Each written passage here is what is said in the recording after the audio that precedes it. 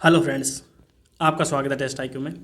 इस वीडियो में हम डिस्कस करेंगे एसएससी जेईई 2022 का जो 16 तारीख को पेपर हुआ था, वो मैकेनिकल का पेपर हम इस वीडियो में डिस्कस करेंगे। ये वीडियो हमारा 4 पार्ट में आएगा। इसमें हम 25 क्वेश्चन डिस्कस करेंगे मैकेनिकल के, और ऐसे करके हम 4 पार्ट में 100 क्वेश्चन डिस्कस कर लेंगे। इससे पहले पेपर हुआ था 14 तारीख को। यदि फ्रेंड्स वो वीडियो आपने नहीं देखे हैं तो एग्ज़ाम से पहले ज़रूर देख लेना। एसएससी 2023 का एग्ज़ाम बहुत ही जल्दी होने वाला है, तो आप जो है प्रीवियस पेपर के वीडियो ज़रूर देख लेना। तो यदि आपको प्लेलिस्ट नहीं मिलती तो मैं आपको एक बार चैनल पे चल के बता देता हूँ कि प्लेलिस्ट आप कहाँ से देख सकते हैं। देखिए फ्रेंड्स, ये हमारा चैनल है और यहाँ पे आप देख सकते हैं।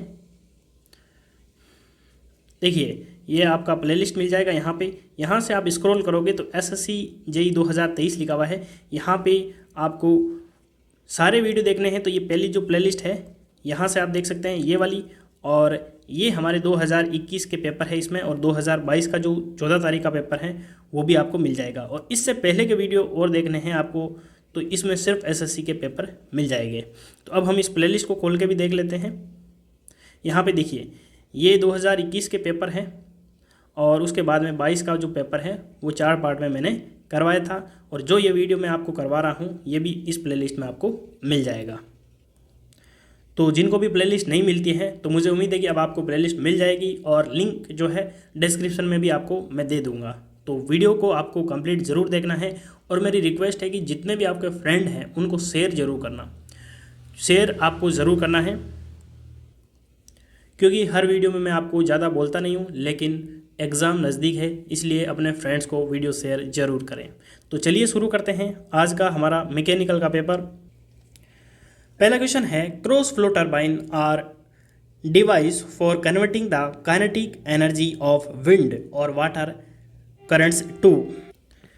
देखिए फ्रेंड्स, यदि हम बात करें क्रॉस फ्लो टर्बाइन की, तो क्रॉस फ्लो टर्बाइन का दूसरा नाम जो होता है बंकी मिसेल टर्बाइन। ये नाम आपको याद रखना है, बंकी मिसेल टर्बाइन, और इसको ही जो है ओसबर्गर टर्बाइन भी कहते हैं। ओसबर्गर टर्बाइन आपको पूछ सकते हैं एग्ज़ाम में कि बंकी मिसेल टर्बाइन किसको बोलते हैं, और ऑप्शन में आपको दिया रहेगा क्रॉस फ्लो टर्बाइन। देखिए, ये जो है हमारा small hydro electric power system में यूज़ होता है। कौन सा? Cross flow turbine. यानी यदि आपको पावर की रेंज पूछे इस टर्बाइन की, तो ये होती है 5 to 100 किलो वोट। और जो इसमें हेड यूज़ होता है वो होता है हाई हेड, यानी कि अप टू 200 मीटर। और इसका जो काम होता है, यानी ये कौन सी एनर्जी को कन्वर्ट करता है, ये काइनेटिक एनर्जी को कन्वर्ट करता है रोटेशनल मैकेनिकल एनर्जी में। किस में कन्वर्ट करता है? रोटेशनल मैकेनिकल एनर्जी में। तो हमारा जो आंसर है वो यहाँ पे थर्ड करेक्ट हो जाएगा। जो एक्स्ट्रा जानकारी है वो आपको ज़रूर याद रखनी चाहिए। अगला क्वेश्चन देखते हैं। A body floats in a static fluid, it is found that the metacentric coincide with the centre of gravity of body, the body will be in dash equilibrium. देखिए, यदि हम बात करें कोई भी हमारी बॉडी है, जैसे हमारा ये लिक्विड की जो है सरफेस है, और ये यदि बॉडी फ्लोट कर रही है, फ्लोट कर रही है मतलब कुछ अंदर है और कुछ बाहर है, और इसका जो हमारा लाइन ऑफ एक्शन होगा ये होगा। अब हम इसको क्या करते हैं, टिल्ट कर देते हैं।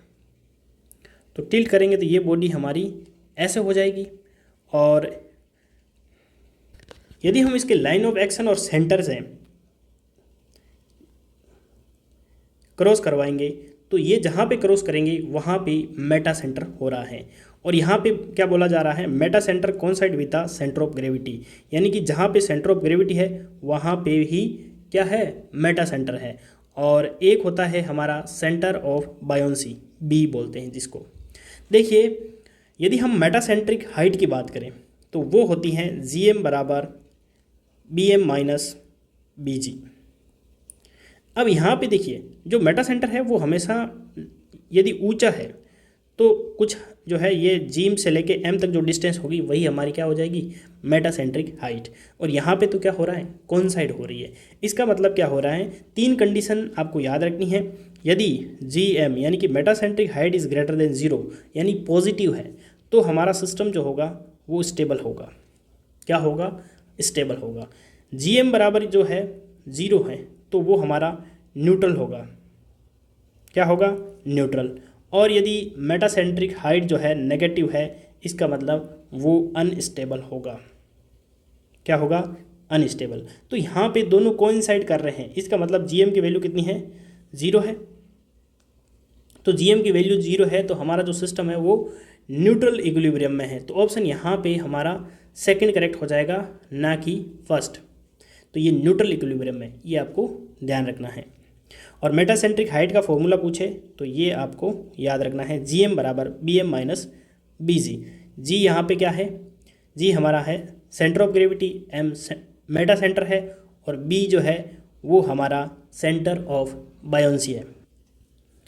अगला क्वेश्चन है, a fully insulated and completely empty tank is being filled with some fluid with negligible fluid velocity, which of the following is correct. देखिए, यदि हमारा सिस्टम जो है फुल्ली इंसुलेटेड है, इसका मतलब हीट ट्रांसफर जो होगा वो होगा 0।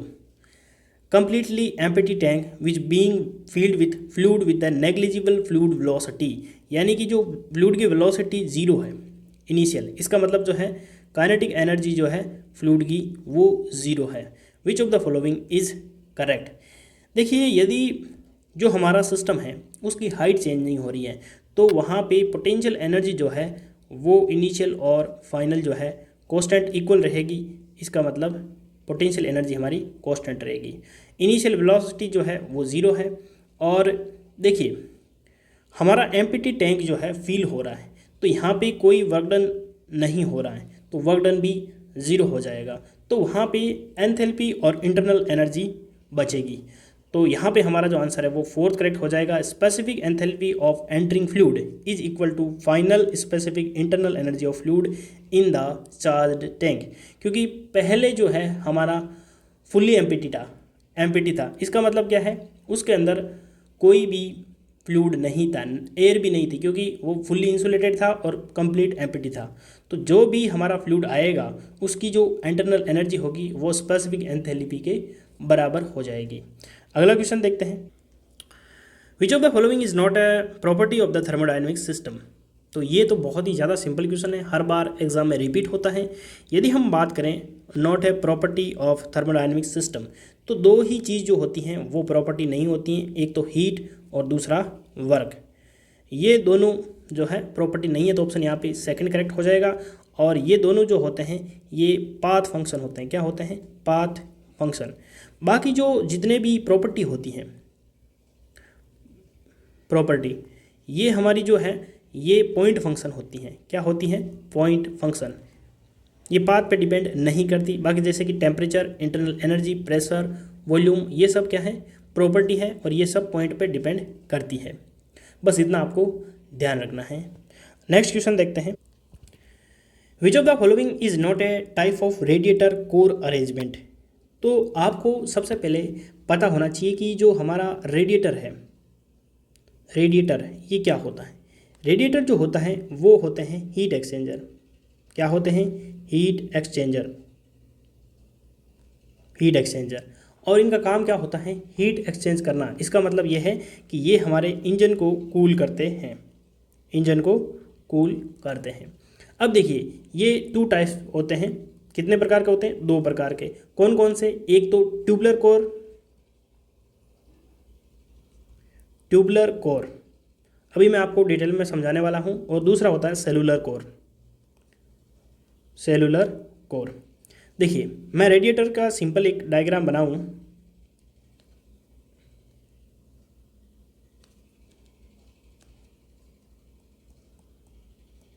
ये मैंने मोटा मोटी डायग्राम बना दिया। ये जो ऊपर का पार्ट है जो हमारा रेडिएटर का, इसको हम बोलते हैं अपर टैंक, अपर टैंक, और इसको बोलते हैं लोअर टैंक। ये जो बीच का पार्ट है इसको हम बोलते हैं कोर। तो ये कोर के हिसाब से डिफाइन होता है। तो कोर यदि हमारी ट्यूबुलर है तो उसे हम ट्यूबुलर कोर कहेंगे, और यदि सेलुलर है तो उसे हम सेलुलर कोर कहेंगे। अब ट्यूबुलर कोर किसे कहेंगे, जो जिसके अंदर ट्यूब्स लगी होती हैं। क्या लगी होती हैं, इनके अंदर ट्यूब्स लगी होती हैं, और जो इनके अंदर जो वाटर फ्लो होता है, water flow inside the tube, water flow inside the tube, tube के अंदर पानी फ्लो होता है। और दूसरा जो हमारा है सेलुलर कोर, इनके अंदर होता है large number of individual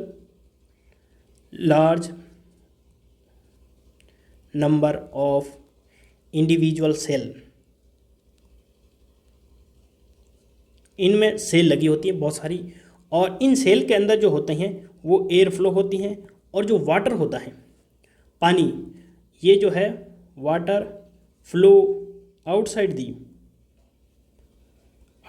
the cell. ये आपको डिफरेंस पता होना चाहिए। ट्यूबलर के अंदर ट्यूब लगी होती है और ट्यूब के पानी अंदर फ्लो होता है, लेकिन जो सेलुलर है उसके अंदर सेल लगे होते हैं और सेल के अंदर हवा होती है, और जो वाटर होता है वो सेल के ऊपर फ्लो होता है। यही दोनों में डिफरेंस है।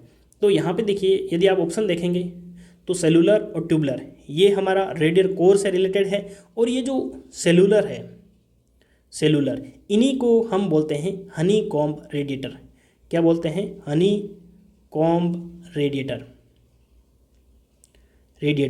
तो ये जो हनी कॉम्ब है ये भी इससे रिलेटेड हो जाएगा।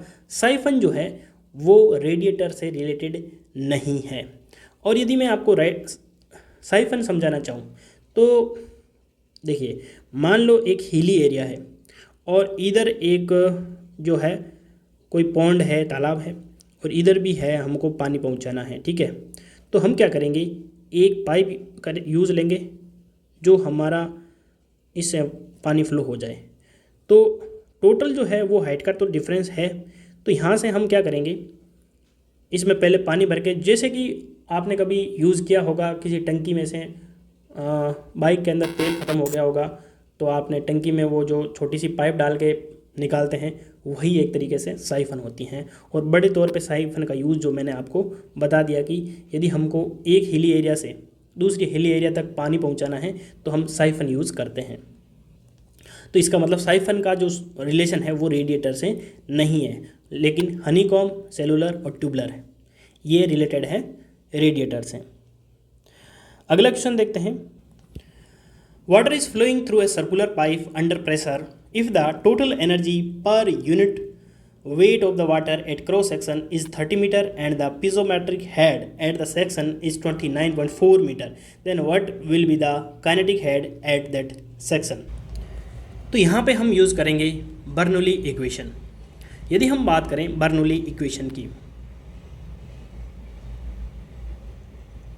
बर्नौली इक्वेशन देखिए, बर्नौली इक्वेशन जो होती हैं वो कंजर्वेशन ऑफ एनर्जी पे बेस्ड होती हैं। और यदि हम बात करें हेड की तो टोटल हेड कांस्टेंट होता है।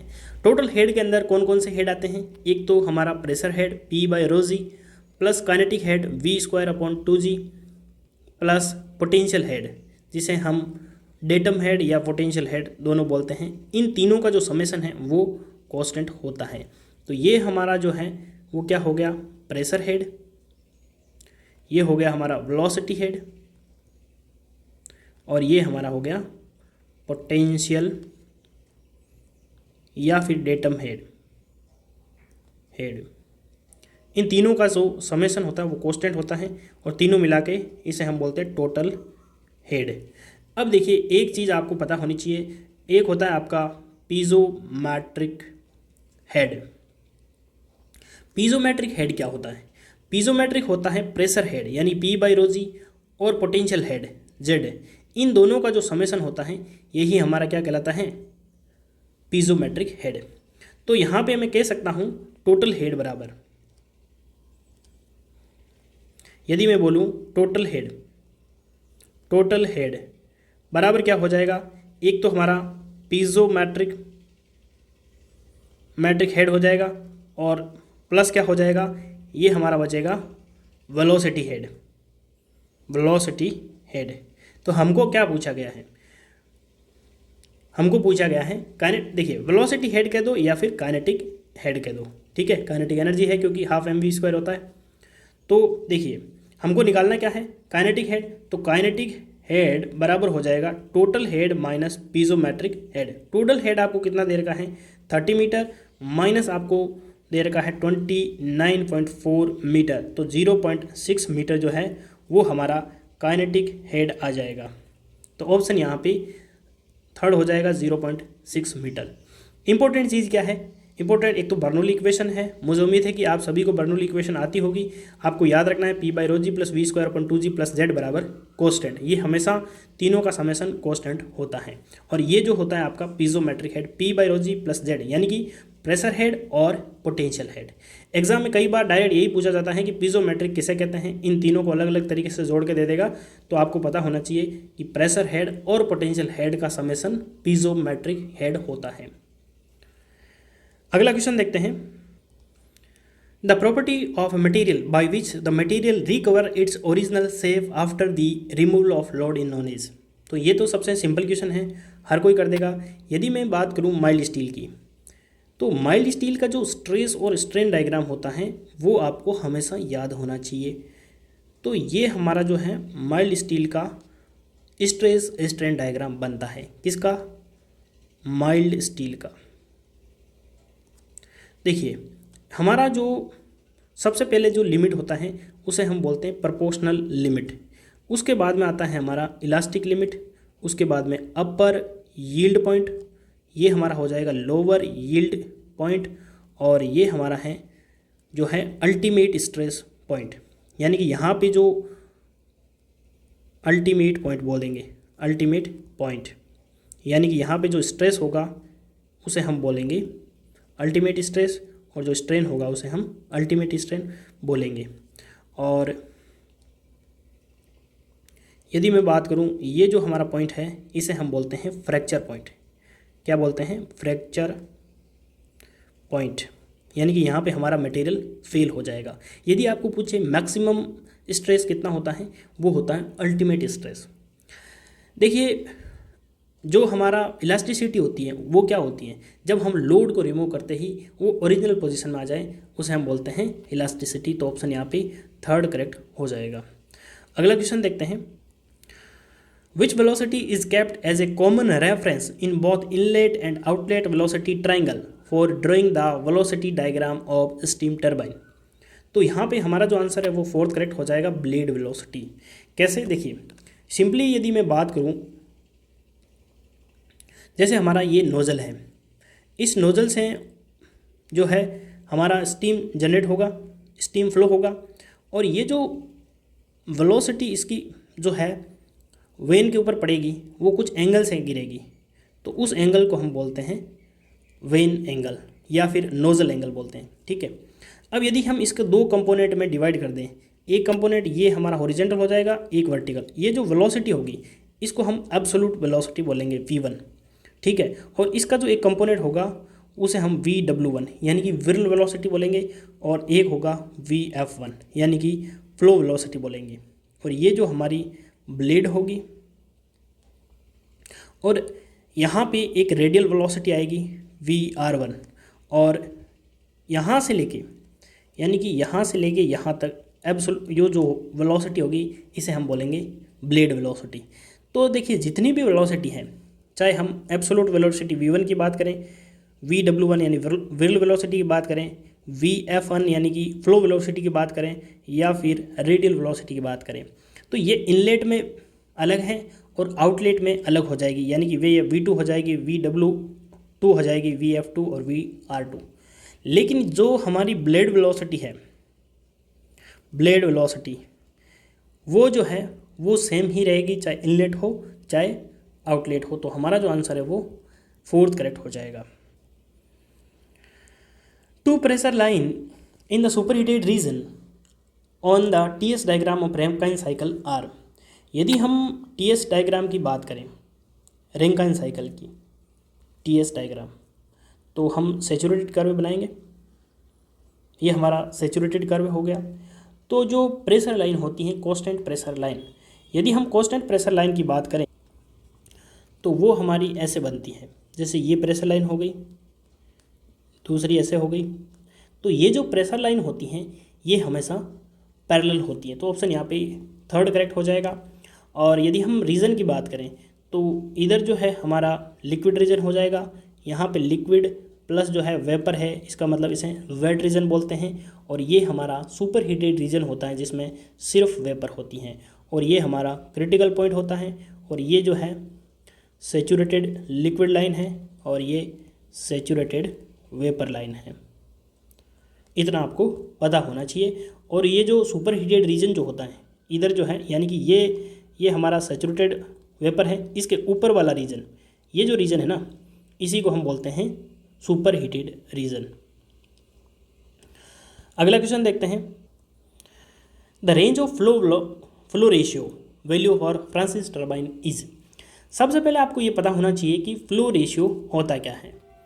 फ्लो रेशियो, इसका फॉर्मूला आपको पता होना चाहिए। यदि मैं फ्लो रेशियो की बात करूं तो velocity of flow at the inlet to the velocity, यानी कि थ्योरेटिकल जेट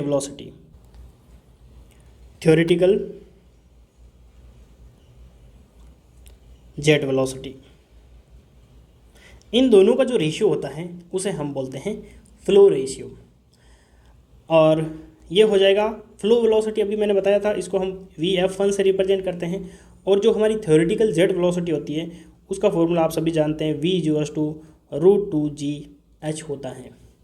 और यदि हम बात करें इसकी फ्रांसिस टर्बाइन की, तो ये जो फ्लो रेशियो होता है इसकी रेंज होती है 0.15 टू 0.3, ये रेंज होती है फॉर फ्रांसिस टर्बाइन। तो यहाँ पे फर्स्ट करेक्ट हो जाएगा। विच of the following is not an advantage of water tube boiler in comparison with fire tube boiler. देखिए, एक चीज़ आपको हमेशा पता होनी चाहिए कि यदि हम फायर ट्यूब बॉयलर की बात करें, फायर ट्यूब बॉयलर एक होता है वाटर ट्यूब बॉयलर। तो ये जो फायर ट्यूब बॉयलर होते हैं ये लो प्रेशर पे काम करते हैं। यदि हम रेंज की बात करें लगभग 25 बार, ये 25 है, ठीक है ना, 25, और ये इसके 10 गुना होते हैं, यानी कि हाई प्रेशर बॉयलर होते हैं और ये 250 बार तक वर्क करते हैं। यानी कि यहाँ पे प्रेशर जो है बहुत ज़्यादा है, वेरी हाई प्रेशर। तो जितना ज़्यादा प्रेशर होगा उसकी जो ब्रस्टिंग रिस्क होगी, यानी कि बॉयलर के फटने की, वो रिस्क उतनी ही ज़्यादा होगी। तो इसके लिए यहाँ पे जो है स्पेशली जो वर्कर होते हैं उनकी रिक्वायरमेंट होती है और केयरफुल बहुत ज़्यादा रखनी होती हैं। तो यहाँ पे देखिए, less immune to failure in feed water supply. तो यहाँ पे फेलियर होने के चांसेस जो है हमारे फायर ट्यूब से कम है या ज़्यादा है? ज़्यादा है। तो ये हमारा जो है गलत हो जाएगा, क्योंकि फायर ट्यूब में प्रेशर ही कम है, तो यहाँ पे जो है फेलियर होने के चांसेस भी कम रहेंगे। All parts are easily accessible for cleaning, inspection and repairing. इसका रीज़न यही है कि जो वाटर ट्यूब बॉयलर होते हैं, जो वाटर फ्लो होता है वो ट्यूब के अंदर होता है, इसीलिए जो है वो ईजिली एक्सेसिबल होता है। हाई इवेपोरेशन रेट, क्योंकि यहाँ पे प्रेशर ज़्यादा होता है और इवेपोरेशन रेट भी ज़्यादा होती है, यानी कि यहाँ पे जो स्टीम जनरेट होती हैं वो बहुत ज़्यादा हाई होती हैं। Easy transport and quick erection at site, ये भी जो है एडवांटेज किसका है? वाटर ट्यूब बॉयलर का है। The machining time for drilling process is calculated by. देखिए, ये क्वेश्चन तो मैंने जो है पिछले जो न्यूमेरिकल क्वेश्चन करवाए थे ना, यानी कि न्यूमेरिकल जो 1000 न्यूमेरिकल सीरीज़ चल रही है उसमें मैंने ये सेम क्वेश्चन करवाया था। यदि वो सीरीज़ आप नहीं देख रहे हैं तो उसको आप ज़रूर देख लेना। यदि आप एक बार जितने भी मैं न्यूमेरिकल करवा रहा हूँ सभी एक साथ कर लेंगे तो आप एग्ज़ाम में किसी भी टाइप का न्यूमेरिकल गलत नहीं करेंगे। उसमें मैं आपको सिंपल से लेके हार्ड तक सभी न्यूमेरिकल करवा रहा हूँ। तो सिंपल फॉर्मूला होता है, यदि हम मशीनिंग टाइम की बात करें तो उसकी लेंथ कितनी है? L/फीड इंटू स्पीड n, L/Fn। ये हमारा जो है मशीनिंग टाइम का फॉर्मूला होता है, जो कि ऑप्शन सेकंड में दिया गया है। इसमें ज़्यादा कुछ बताने की चीज़ है नहीं, ये फॉर्मूला आपको डायरेक्ट याद रखना है। बस इतना सा ध्यान रखना है कि यदि आपको कोई कैलकुलेशन करनी हो तो ये लेंथ जो है यदि आप mm में लेते हैं तो फीड भी जो है वो हमारा mm में ही लेंगे। Super saturated expansion of steam through the nozzle result in. देखिए, अभी मैंने आपको सुपर हीटेड रीजन बताया था, यहाँ पे बात हो रही है सुपर सैचुरेटेड एक्सपांसन की। तो यदि हम नोजल से सुपर सैचुरेटेड एक्सपांसन करेंगे तो उसकी एंट्रोपी तो इंक्रीज होगी ही और साथ में ड्राइनेस फ्रैक्शन भी इंक्रीज होगा। तो ऑप्शन जो है सेकंड यहाँ पे करेक्ट हो जाएगा। विच of the following statement is true about sensible heat. देखिए बहुत ज़्यादा सिंपल क्वेश्चन है। दो टाइप की हीट होती हैं, एक तो होती है हमारी सेंसिबल हीट और दूसरी होती है लेटेंट हीट। यदि मैं बात करूं सेंसिबल हीट की, तो सेंसिबल हीट जो होती हैं वो होती हैं ड्यू टू टेम्परेचर डिफरेंस। और यदि हम बात करें लेटेंट हीट की, तो लेटेंट हीट होती हैं ड्यू टू फेज चेंज। मैंने कई बार पहले प्रीवियस वीडियो में भी आपको सेंसिबल हीट और लेटेंट हीट बताई हैं। यदि वो वीडियो आप कंटिन्यू देखेंगे तो आपको डिटेल में समझ में आ जाएगा। तो यहाँ पे फोर्थ ऑप्शन दिया गया है, it is the amount of energy needed to increase और decrease in the temperature of refrigerant. यानी कि बात आती है जब टेम्परेचर डिफरेंस की, तब वहाँ पे सेंसिबल हीट होती है। और सिंपली यदि लेटेंट हीट आपको नहीं समझ में आती है तो देखिए 0 डिग्री सेल्सियस का जो आइस होता है उसको हम 0 डिग्री सेल्सियस के वाटर में कन्वर्ट करेंगे तो कुछ हम हीट देंगे। तो यानी कि टेम्परेचर तो हमारा पहले भी 0 था, अब भी 0 है, लेकिन फेज चेंज हो गया, सॉलिड से लिक्विड हो गया। तो जो हीट हम देंगे उसे हम बोलेंगे latent heat. When the compressor and motor operate on the same shaft and are enclosed in a common casing then it is known as. देखिए यदि हम एक ही शाफ्ट पे लगा देंगे और उनको क्लोज कर देंगे, ठीक है, कैसिंग के द्वारा, तो उनको हम बोलेंगे हर्मेटिकली सील्ड कंप्रेसर। ये आपको ध्यान रखना है, ये थ्योरेटिकल क्वेश्चन है। नेक्स्ट क्वेश्चन देखते हैं। First law of thermodynamics is based on, सबसे सिंपल क्वेश्चन, 1000 बार बता चुका हूँ। जो हमारा फर्स्ट लॉ होता है वो कंजर्वेशन ऑफ एनर्जी पे बेस्ड होता है।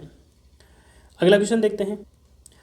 Dryness fraction is define as the, तो यदि हम ड्राइनेस फ्रैक्शन की बात करें जिसको हम स्मॉल एक्स से रिप्रेजेंट करते हैं, वो होता है mass of vapour to the total mass, यानी कि वेपर का मास प्लस लिक्विड का मास।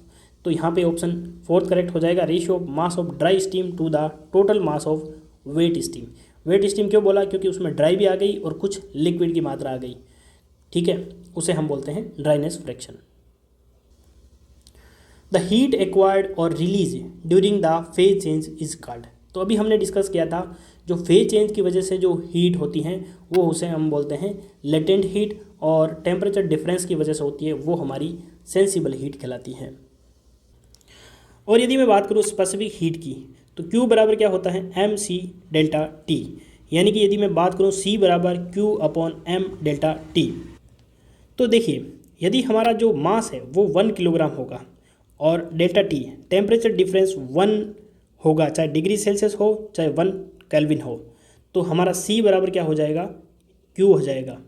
और इसकी जो यूनिट हो जाएगी वो हो जाएगी kilo joule per kilogram kelvin या डिग्री सेल्सियस।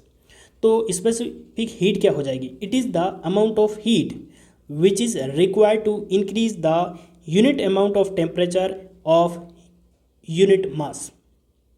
और यदि एंथैल्पी H बराबर U प्लस PV होती है, यानी कि इंटरनल एनर्जी और टोटल वर्क डन, इसका जो समेशन होता है वही हमारा एंथैल्पी होता है। यदि डेफिनेशन की बात करूं तो total heat content of the system is known as enthalpy of the system. Which of the following specification is generally measured in cubic metre for an internal combustion engine.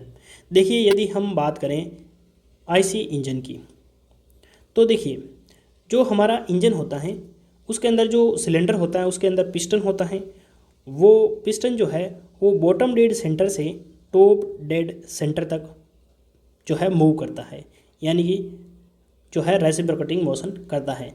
तो जो bottom dead centre से top dead centre तक जाएगा तो जितना जो volume cover करेगा उसे हम बोलते हैं स्वेप्ट वॉल्यूम। और स्वेप्ट वॉल्यूम भी हमारा क्या होता है, जैसे हम बोलते हैं ना बाइक में अंदर के इतने सीसी की गाड़ी है, तो वो जो सीसी होता है उसकी फुल फॉर्म होती है क्यूबिक सेंटीमीटर। तो वो जो वॉल्यूम होता है वही हमारा क्या होता है, स्वेप्ट वॉल्यूम। तो Vs बराबर होता है π/4d² इंटू जो है हमारा L यहाँ पे क्या है, स्ट्रोक लेंथ जो है यहाँ से बॉटम डेड सेंटर से टॉप डेड सेंटर तक, और जो एरिया है किसका, पिस्टन का, वो है π/4d²। तो ये हमारा जो स्वेप्ट वॉल्यूम होता है इसे हम क्यूबिक सेंटीमीटर में मेजर करते हैं। अगला क्वेश्चन देखते हैं। The hydraulic efficiency of a hydraulic turbine is related to overall efficiency of a turbine is. देखिए यदि हम बात करें ओवरऑल एफिशिएंसी की, तो देखिए जितनी भी आपको एफिशिएंसी दे रखी है उनको मल्टीप्लाई कर देते हैं mechanical efficiency and to hydraulic efficiency. तो यदि हम बात करेंगे हाइड्रोलिक एफिशिएंसी की तो वो हो जाएगी ओवरऑल एफिशिएंसी अपॉन क्या हो जाएगा, मैकेनिकल एफिशिएंसी। कौन से ऑप्शन में दिया गया है, फोर्थ में दिया गया है, तो बिल्कुल करेक्ट हो जाएगा। बस आपको ये चीज़ याद रखनी है, फिर चाहे हमको कोई भी एफिशिएंसी पूछे। If cut off ratio in air standard dual cycle approaches to unity then this lead to which among the following cycle. देखिए मैं यदि ड्यूल साइकिल का पीवी डायग्राम बनाऊं तो आपको ज़्यादा क्लियर हो जाएगा। देखिए उसमें क्या होता है, पहले होता है कंप्रेशन, एडियाबैटिक कंप्रेशन, और फिर जो हीट एडिशन होता है वो कांस्टेंट वॉल्यूम पे भी होता है और कांस्टेंट प्रेशर भी होता है, इसीलिए इसका नाम है ड्यूल कंप्रेशन साइकिल। फिर एक्सपांसन होता है, वो होता है हमारा एडियाबैटिक एक्सपांसन, और फिर हीट रिजेक्शन जो होता है वो हमारा कांस्टेंट वॉल्यूम पे होता है, यानी 1 2 3 4 5। ठीक है, अब यहाँ पे क्वेश्चन में क्या दिया गया है, क्वेश्चन में दिया गया है कि यदि उसका कट ऑफ रेशियो जो है यूनिट हो जाए। अब कट ऑफ रेशियो क्या होता है, यदि ये पता है तो उसको हम रो से रिप्रेजेंट करते हैं, वो होता है हमारा V4/V3। यानी कि जब हम कांस्टेंट प्रेशर पे हीट एडिशन करते हैं कांस्टेंट प्रेशर पे, तो जो वॉल्यूम इंक्रीज होता है उसे हम बोलते हैं कट ऑफ रेशियो। तो ये यूनिटी हो जाएगा, यानी इसकी वैल्यू 1 हो जाएगी, तो V3 बराबर क्या हो जाएगा, V4। ये वॉल्यूम दोनों एक ही जगह आएंगे, तो एक ही जगह आएंगे, यानी ये वैल्यू यहाँ पे पहुँचा दूँ मैं, तो ये हमारा जो डायग्राम है वो कैसा बन जाएगा, वो ऐसा बन जाएगा। ये तो सेम ही था, ये भी सेम था, अब ये यहाँ पे पहुँच जाएगा, यानी कि ये जो V3 और V4 दोनों इक्वल हो जाएंगे। तो ये हमारा किस में है, कौन सा साइकिल है, ये हमारा साइकिल है ओटो साइकिल। ओटो साइकिल, क्योंकि ओटो साइकिल में जो हीट एडिशन होता है वो कांस्टेंट वॉल्यूम पे होता है, तो ऑप्शन यहाँ पे सेकंड करेक्ट हो जाएगा। In order to increase the efficiency of Rankine cycle which of one of the following statement is incorrect. तो यहाँ पे आपको बताना है कि कौन सा स्टेटमेंट इनकरेक्ट है। देखिए यदि हम सबसे पहले इसका TS डायग्राम बनाएं तो ये हमारा TS डायग्राम हो जाएगा, ये हमारा सैचुरेटेड कर्व हो जाएगा। ठीक है, देखिए सबसे पहले हम ये हमारा TS डायग्राम हो गया। अब यहाँ पे पहले क्या दिया गया, इंक्रीजिंग द बॉयलर प्रेशर। तो बॉयलर जो होता है वो होता है हमारा 1 से लेके यहाँ से लेके 2 तक, ये हमारा बॉयलर प्रेशर हो गया। अब यदि हम इसको इंक्रीज़ करेंगे, मान लो यहाँ से लेके हमने यहाँ तक इंक्रीज़ किया, तो जो ये 2 to 3 है यही हमारा क्या है, टरबाइन का वर्क डन है। तो यहाँ से देखिए ये 2 डेज में मान लेता हूँ, तो ये वर्क डन का जो रेंज है वो इंक्रीज़ हो रहा है, इसका मतलब ये एफिशिएंसी इंक्रीज़ करेगा by decreasing the condenser pressure. ये हमारा 3 और 4 के बीच में है हीट रिजेक्शन, यही हमारा कंडेंसर है। तो यदि हम कंडेंसर का प्रेशर डिक्रीज़ करते हैं तो ये भी रेंज यहाँ से बढ़ जाएगी, तो भी हमारा ये जो रेंज है ये बढ़ रही है, इसका मतलब टरबाइन का वर्क डन इंक्रीज़ हो रहा है, तो ये भी सही हो जाएगा। यानी कि कहने का मतलब है कि ये भी हमारा एफिशिएंसी इंक्रीज़ करेगा by increasing the condenser pressure. यदि हम कंडेंसर का प्रेशर इंक्रीज़ करेंगे तो ये जो वैल्यू आएगी, आप डायग्राम में कलर से देख सकते हैं, ये जो ब्लैक कलर से मैं लिख रहा हूँ तो ये यहाँ पे हो जाएगा। मैंने क्या किया, इंक्रीज़ कर दिया कंडेंसर का प्रेशर, तो ये रेंज जो है ये छोटी हो जाएगी, इसका मतलब एफिशिएंसी ये डिक्रीज़ करेगा, तो ये यहाँ पे गलत हो जाएगा। By super heating of steam. यदि मैं सुपर हीटिंग करता हूँ तो मैं यहाँ पे एक डायग्राम और बना देता हूँ ताकि आपको ईजिली समझ में आ जाए। तो मैं यहाँ पे ये 1 2 3 और 4, यदि मैं सुपर हीटिंग करूँगा तो सुपर हीटिंग यानी कि यहाँ से सुपर हीटेड रीजन में जाऊँगा, वहाँ से मैं एक्सपांड करूँगा ना, तो ये रेंज यहाँ से भी बढ़ जाएगी, तो ये भी हमारा क्या करेगा, एफिशिएंसी को इंक्रीज़ करेगा। तो मुझे उम्मीद है कि आपको ये सारी चीज़ें क्लियर हुई है। अगला क्वेश्चन देखते हैं। Double helical gear also known as, देखिए गियर में आपको 2-3 वीडियो में अलग अलग टाइप के क्वेश्चन करवा चुका हूँ। यदि वो वीडियो देखे हैं तो आपको सभी गियर पता होंगे। तो हेलिकल गियर जो होते हैं वो जो है डबल हेलिकल गियर जो होते हैं उसे हम बोलते हैं हेरिंगबोन गियर। तो ऑप्शन यहाँ पे थर्ड करेक्ट हो जाएगा। The pressure below atmospheric value is called. देखिए यदि मैं बात करूँ एब्सोलूट ज़ीरो प्रेशर की, एब्सोलूट ज़ीरो प्रेशर, यहाँ से मैं जो भी प्रेशर मेजर करूँगा वो हो जाएगा हमारा एब्सोलूट प्रेशर, एब्सोलूट प्रेशर।